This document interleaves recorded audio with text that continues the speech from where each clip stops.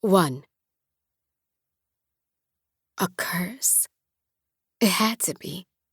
What I'd done to deserve the fate I'd just happened on, laid out in front of me, in unambiguous terms, in the ancient grimoire that I'd delicately unpacked from tissue, I had no clue. But a curse it certainly was. I ran my fingers over the words on the crumbling parchment, dark, red-brown lettering, with an odor suspiciously reminiscent of copper. Lingering, after all this time. This was a hard-won artifact, hunted down over years of searching, scheming, lying, bribing. But I'd done worse for lesser treasures. When I finally found it barely felt real. The merchant knew it was valuable when it was discovered buried in a trunk with a bunch of other old books. But no idea how valuable. I'd purchased the whole lot to avoid showing my hand, resisted the urge to insist on showing up in person. Honestly, I'd have paid triple the asking price to get my hands on it, to get one of my family's ancient texts back into my possession, to maybe understand the genesis of our decimation. And indeed, I'd found a written accounting of our history from before it happened. Words foretold instead of remembered. Larivi.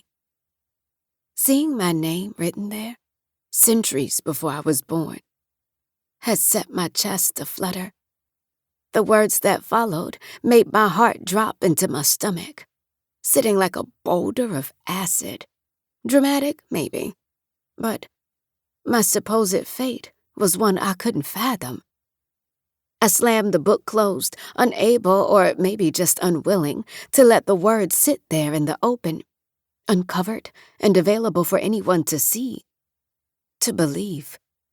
I couldn't believe it, wouldn't believe it, except the nagging voice at the back of my mind told me it wasn't really a choice. It wasn't something I could run from. Not really, but it wouldn't stop me from trying. I hopped up from where I'd been seated, knowing exactly what I needed. The talisman. I went first to where it should have been, and couldn't find it. Then I looked where it could have been, and it wasn't there either. So where the hell is it? Thus began a much, much more desperate search. "What's going on?" I jumped, startled at the sound of voices, my friends Celeste and Ambrosia. I'd been so consumed in wondering about the necklace, I hadn't heard knocking. So why were they in my home? "What are you guys doing here?" I asked, hands full of the contents of the trunk I was searching.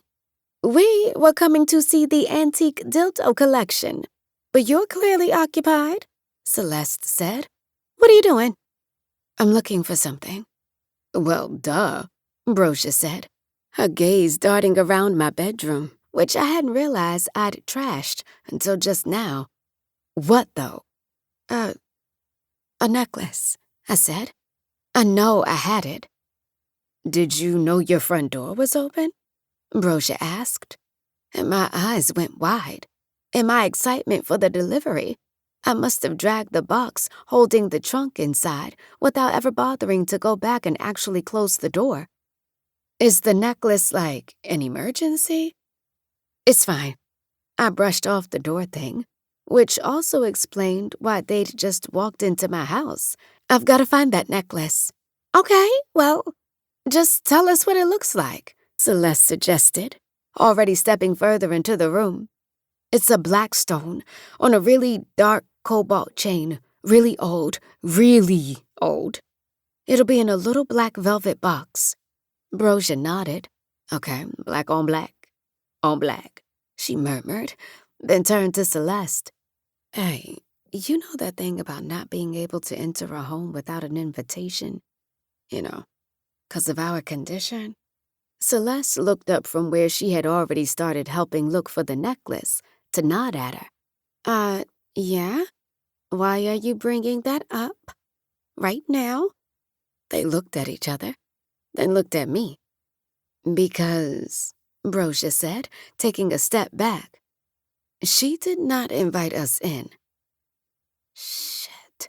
Shit. Well, this is quite awkward, isn't it? I laughed, attempting to tamp down the panic attack I was just barely keeping at bay. I was an even-keeled type of bitch, usually.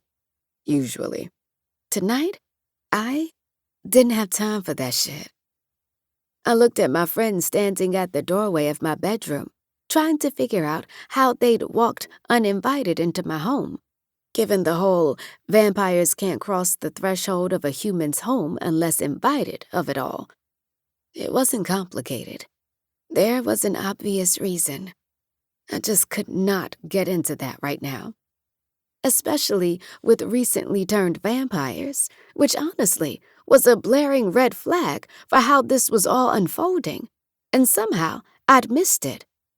Somehow I'd deluded myself into believing this was a coincidence. "We'll talk," I promised, looking away from them to go back to my search. "But the necklace, right?" Celeste was the first to speak up, and Ambrosia was right there with her. "What does it look like again?" "A little black velvet box with a deep scratch across the top," I explained. "The necklace is inside a blue-black chain, black setting, and a black stone, a scapulite." I stopped, scrubbing hands over my face as I cast my gaze around the room. The necklace, and the box too, were priceless to me and weren't something I would have misplaced. I kept it tucked in my bottom nightstand drawer to keep it close to me instead of locked away in a safe or something. There was no monetary value, except maybe as an antique, and even then, it was negligible compared to the other obvious treasures scattered around my home. It wasn't the type of thing to catch the eye of any thief. At least, not a typical one. So where the hell could it be? It has to be here somewhere. "Can you think of any other possibility of where the necklace could be?" Celeste asked, pulling my attention back to the present. "Did you lose it while you were traveling?" Ambrosia added. "Leave it in a hotel or something?" "No." I immediately shook my head. "I never take it with me. I keep it here where it's supposed to be safe." "So this is a personal piece?" Ambrosia asked. "Not something for your shop or your collection?" "Yeah," I said. "Very, very personal." Celeste and Ambrosia exchanged a look, and from there, I knew what questions were coming next. Back to the ones I desperately did not want to answer. "We can't keep getting around it," Ambrosia said. "Tell us why the hell we were able to come through your front door, and don't pretend you don't know what I mean." "Shit," I shrugged. "I mean, look around. That's a mermaid scale brooch in your hand right now," I pointed out. "A real one." "Do I seem like a regular type of bitch?" I asked, already knowing I wasn't going to be able to simply leave it there. "Okay, you're not a regular type of bitch," Celeste said. "What kind of bitch are you, then?" "Are you a vampire, too?" "No," I answered, sighing as I dropped to a seat at the edge of my bed. "I'm not a vampire. It's hard to explain." Ambrosia huffed. "Harder than half vampire, half immortal, who had no idea until my reckless future brother in paranormal got impatient and sicked vampire acolytes on me to awaken my powers?" "Good point." I pushed out another sigh. "Fine. Way back, my ancestors were sorcerers, to put it simply. Powerful. But a lot of that power was lost, stolen, actually, siphoned, and hoarded by one bitch for eons." I caught the hike in Ambrosia's brow over my use of that particular word, but couldn't derail the conversation with that right now, so I kept talking. "Through time, though, despite that, we've been oracles, mystics, conjure women, shamans, witches," I said, shrugging. "None of that broom riding shit, though." "So, you're a witch?" Celeste asked, brow furrowed in uncertainty. Hardly, I admitted. I know what I need to know and can do what I need to do, but I don't really practice. Why? Brosia challenged, and I shook my head. I don't really have anyone to teach me anymore. I moved from where I'd been, trying to escape the weight of their attention. Even a little. It was suffocating. Like I said, a lot of power has been lost over the years, to the point of it just being a trickle. A fate I could change, if I were willing. I swallowed hard, shaking my head a bit to clear thoughts of the prescription laid out on the worn pages of the grimoire, although it reminded me of what I was supposed to be doing. I still need to find my necklace, I announced, hoping they would take the hint. Weren't you guys on your way out? No, Celeste countered, stepping in front of me. And we're not finished talking. We're friends, remember? I sighed. Of course I remember. Okay then, friend, Ambrosia said, moving to get beside Celeste. Tell me, did you know about the blacks already?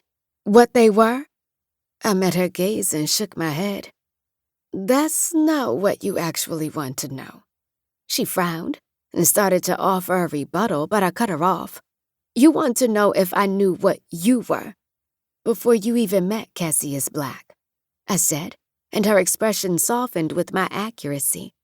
And the answer is no, I didn't. My best guess is because you were dormant. It wasn't potent enough for me to feel it.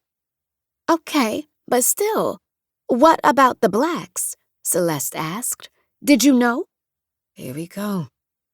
Yes, I admitted, because it made little sense to tell anything but the truth, even though it made Celeste's face crumple in disillusionment.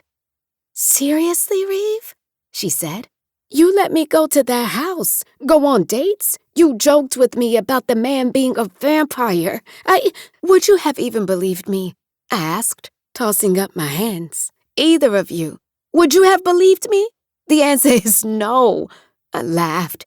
And even then, vampires, witches, sirens, lycans, jinn, fae, they walk around every day doing regular shit with everybody else all the time.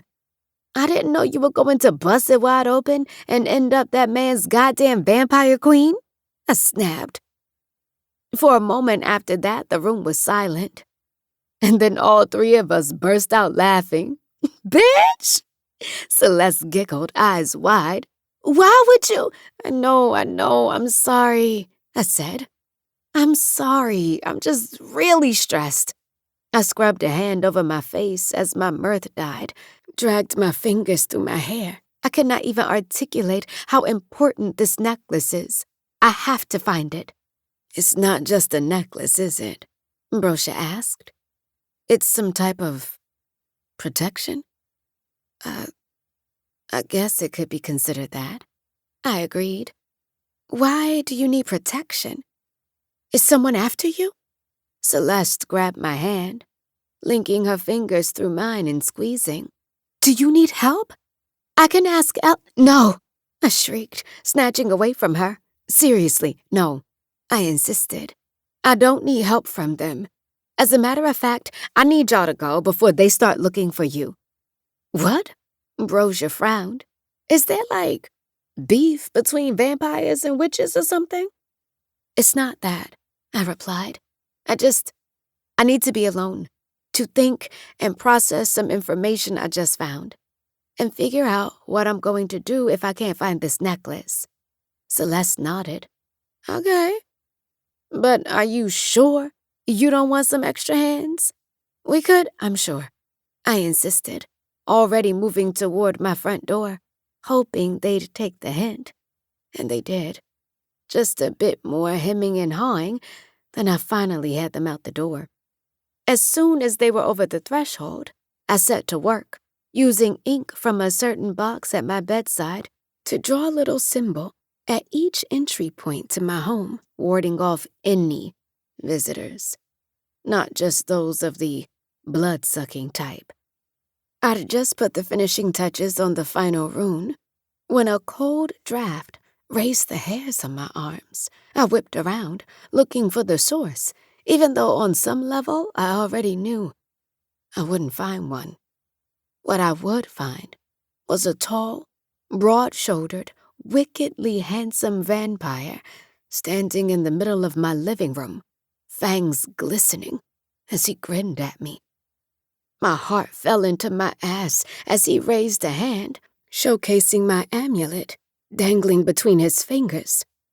"Bonjour, Larive," he said, the words dripping from his mouth in perfect, beautifully accented Haitian Creole. "Est-ce que ça t'a caché?"